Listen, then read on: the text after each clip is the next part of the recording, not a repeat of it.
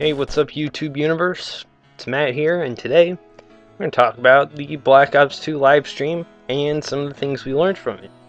So if you didn't know, there's Gamescom going on in Germany this week, and they're showing off some Black Ops 2 live stream. And so today was day one, and they basically kicked it off with all of their new thing they call codcasting and live streaming. So what codcasting is, it's basically a shoutcasting spectator mode put into the game that allows a shoutcaster to get all this information they need, which is especially useful in the MLG circuit and in tournament circuits. So there's different, well, the UI changes a little bit that you kind of saw throughout the live stream. And what they have is they have a scoreboard on the very top, so you can see every team's score right from the codcasting menu. There's also a nameplate in the bottom left that tells you, who you're spectating, what their name is, and what team they're playing for. And then you can also go to a total map view that shows all the players on the map, who's carrying the bomb, like where someone died, like where a predator missile is coming in, that sort of stuff. And there's also another view that kind of shrinks the screen a little bit, and then on the right side pops up this kind of a list of players, what team they're on, who's winning, who's on like a good kill streak, who's got the bomb, who's died, all that sort of stuff. And so Hastro from the MLG universe, big shoutcaster guy there, and David Vonderhaar, the game design director at Treyarch, shoutcasted a few games, and they were kind of talking about some of the new features and whatnot within not only the codcasting but in the multiplayer.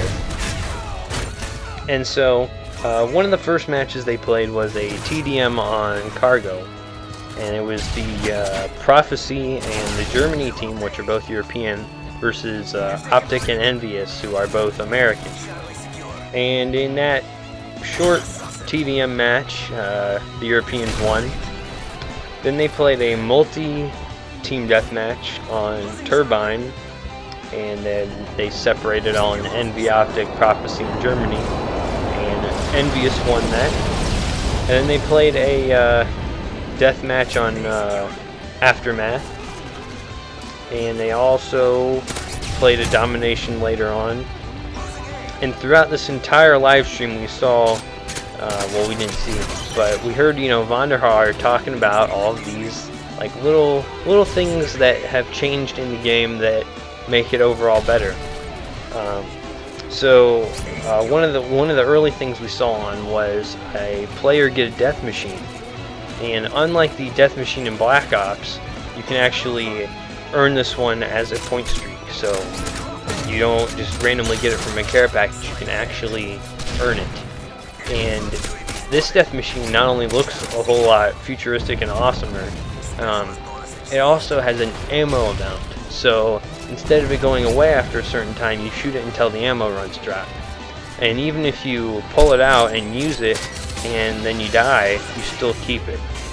So unlike in Black Ops, where if you shot one bullet and died, you lost it, you get to keep it throughout your lives until all the ammo run dry, which is cool.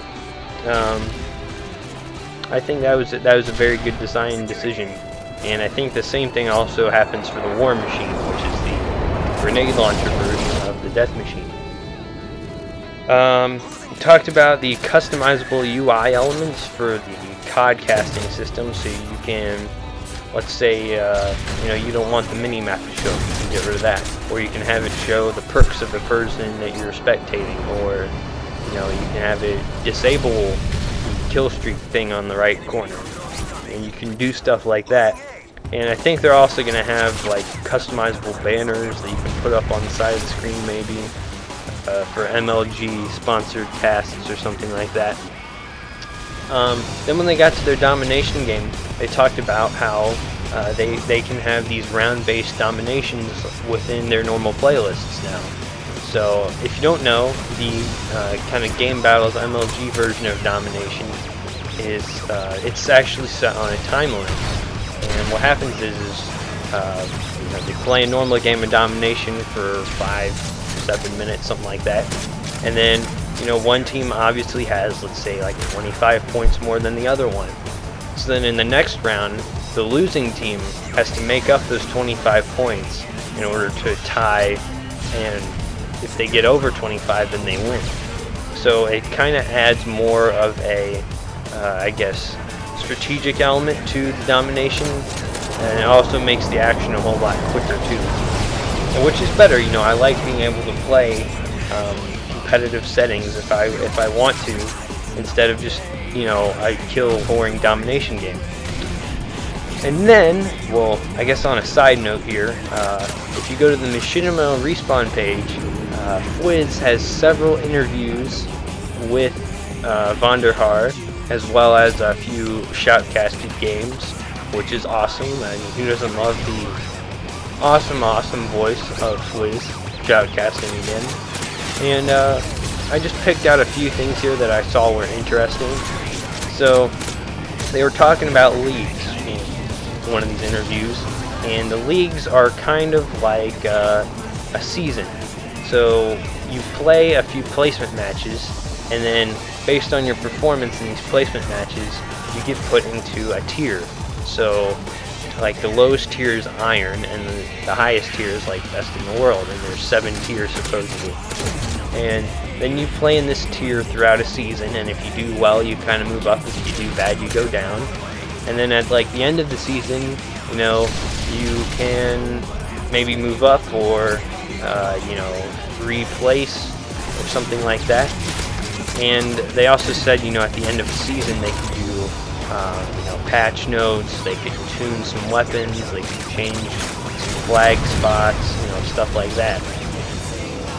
And within these leagues, there's not only the kind of true to competition 4v4, there's also kind of a semi-competitive 6v6. So, you know, if you are kind of one intro into the MLG settings, you can do a 6v6, which still has score streaks, and it still has most of the weapons. However, some things are removed and tweaked a little bit. And he also said that there might be an free-for-all version of the leagues as well, and they're divided into seasons. So, unfortunately, the live streaming function only works within the league play. However, the COD casting works with private matches, custom games, as well as you know, any game you get from theater mode. So they really have all the tools in this game for a well-run MLG setting without having to use a whole lot of extra gear and equipment. Then we also got a hint about the level progression system. You're gonna unlock things kind of like Black Ops, where at this level you unlock, you know, this kind of item, like you unlock primary grenade choices or like tactical grenade choices. However, instead of using COD points like it was rumored, you get a unlock token at every level. So you can get 55 unlock tokens in one prestige, and there's supposedly over 100 things that you can purchase with these tokens. So you really got to pick and choose what you want here.